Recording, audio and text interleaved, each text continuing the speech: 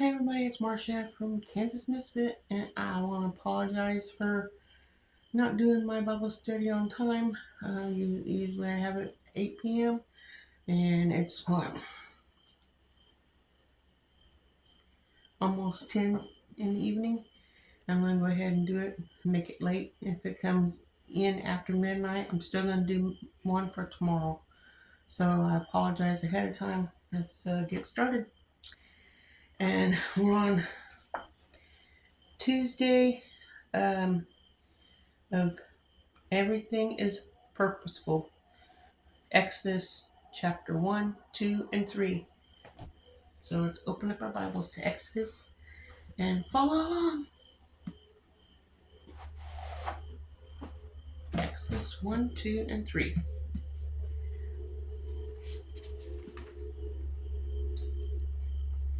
Exodus 1. The Israelites oppressed.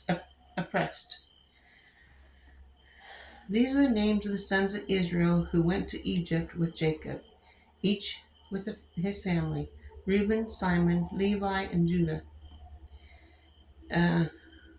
Issachar, Zebulun, and Benjamin. Dan and Naphtali, Gad, and Asher, the descendants of Jacob, numbering 70 in all. Joseph was already in Egypt. Now Joseph and all his brothers and all his generations died, but the Israelites were exceedingly fruitful.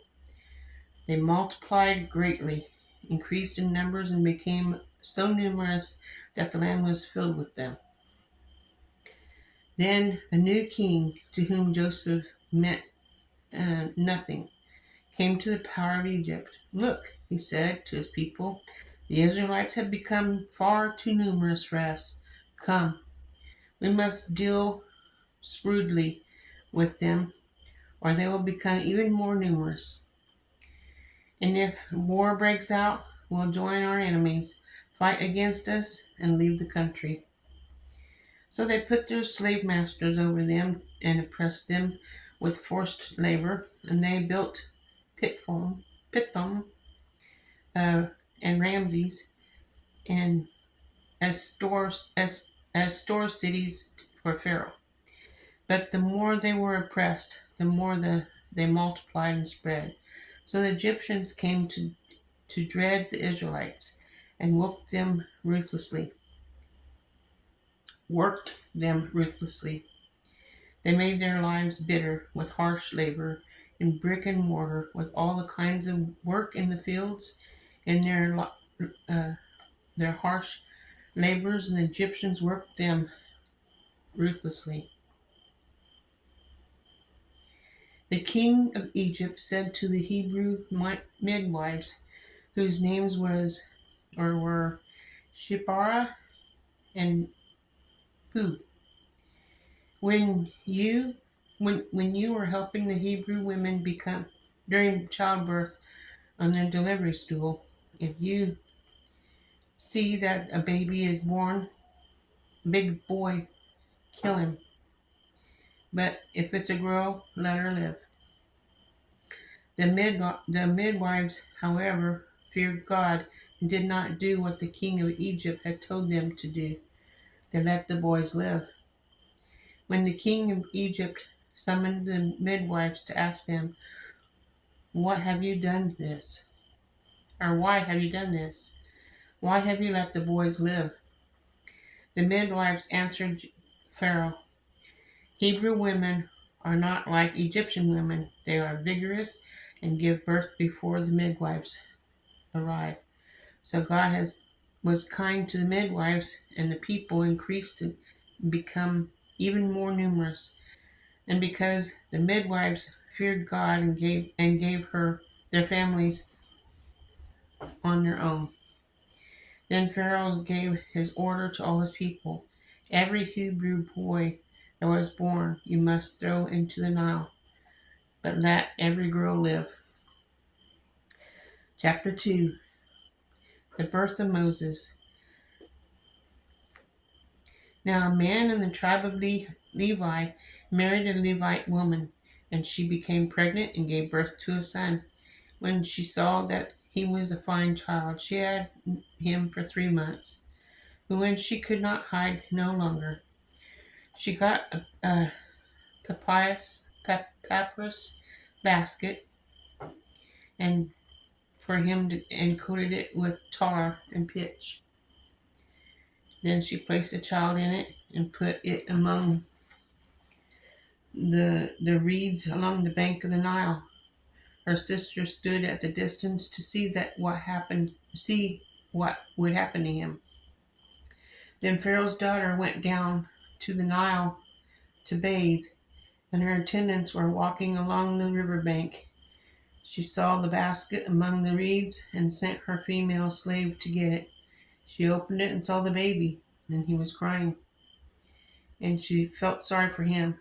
Then this one was a Hebrew baby, she cried. Then her sister asked Pharaoh's daughter, "Shall I go and get one of the Hebrew women to nurse the baby for you?" "Yes, go," she asked.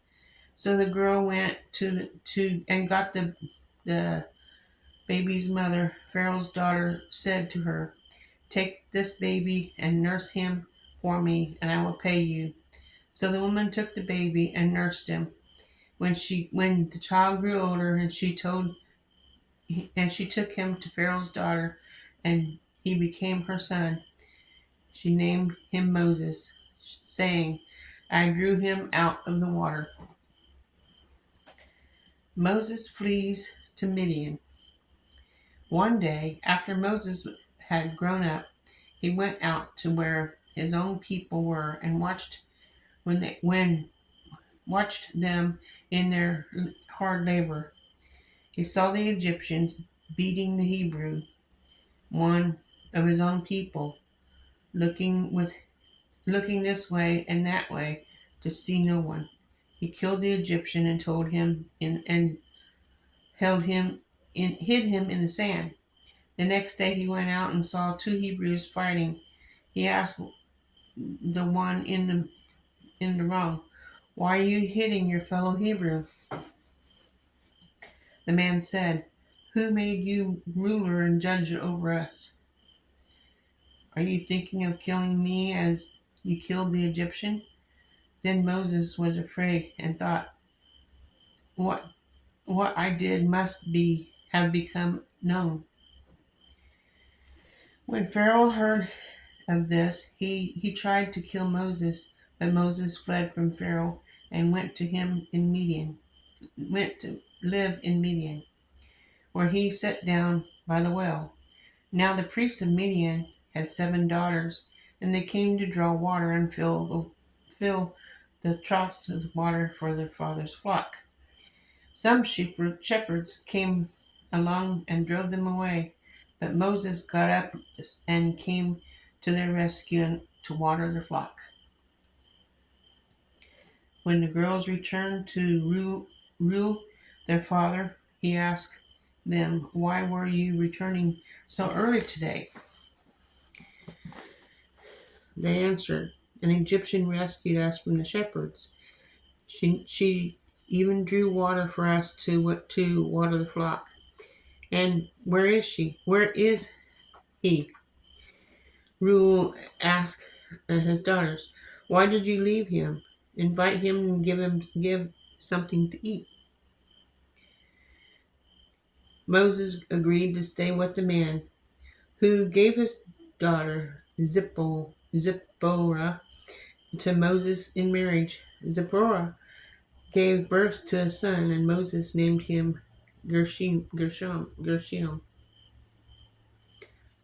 saying, "I have become a foreigner in a foreign land."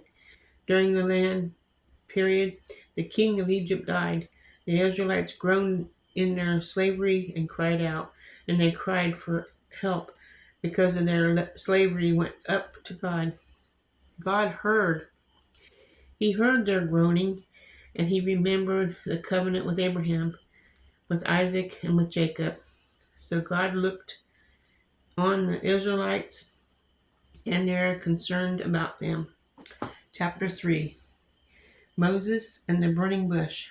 Now Moses was tending a flock of Jethro, his father-in-law, the priest of Midian, and he held the flock to the far side of the wilderness and came to Horeb, the mountain of God. There, an angel of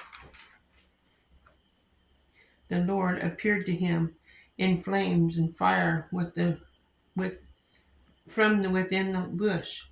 Moses saw that though the bush was on fire, it did not burn up. So Moses thought, I will go over and see the strange sight with the bush, why the bush does not burn up. When the Lord saw that he had gone over and looked, God called to him from within the bush, Moses, Moses. And Moses said, Here I am. Do not come any closer, God said. Take off your sandals, for the place where you are standing is holy ground. Then he said, I am the Lord of your father, the God of Abraham, the God of Isaac, and the God of Jacob. At this, Moses hid his face because he was afraid to look at God. And the Lord said, I have indeed seen the misery of my people in Egypt. I have heard them crying out because of their slave drivers, and I am concerned of their suffering.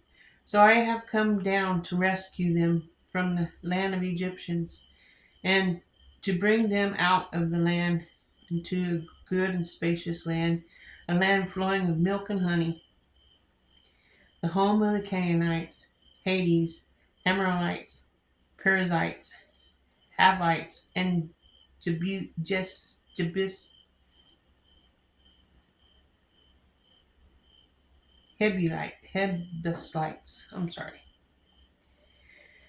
And now the city of the Israelites had reached me, and I have some the way of Egyptians are oppressing them. So now go. I am sending you to Pharaoh to bring me people to the Israelites out of Egypt. But Moses said to God, Who am I should go to Pharaoh and bring the Israelites out of Egypt? And God said, I will be with you, and this will be the sign to you that it is I who have sent you.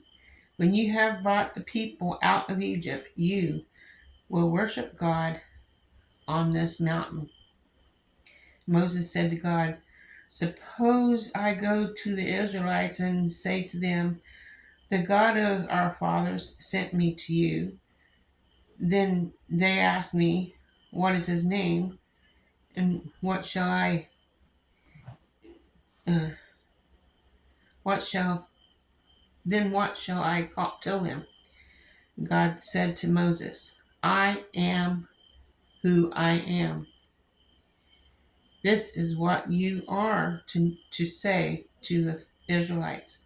I am has sent me to you. God said unto Moses, Say to the Israelites, The Lord, the God of your fathers, the God of Abraham, the God of Isaac, and the God of Jacob, has sent me to you. This is his name forever, the name you shall call me for generations to generations.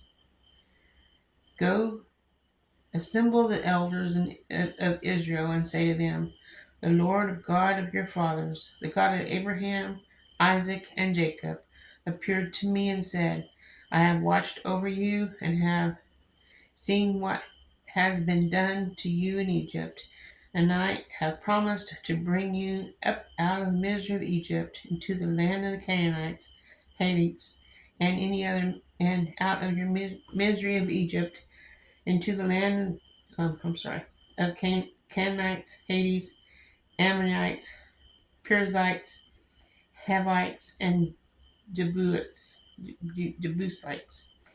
the land flowing with milk and honey. The elders of Israel will listen to you. Then you and the elders are to go to the king of Egypt and say to them, The Lord, the God of the Hebrews, has met with us.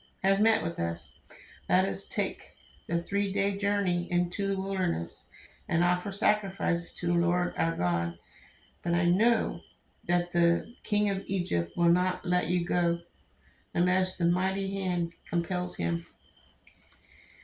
So I will stretch out my hand and strike the Egyptians with all the wonders that I will perform among them. After all, he will let you go. And I will make the Egyptians favorably disposed toward this people, so that when you leave, you will not go empty handed. Every woman is to ask her neighbor and any woman living in her house for articles of silver and gold and for clothing, which you will put on your sons and daughters, and so you will be plundered. So you will plunder the Egyptians.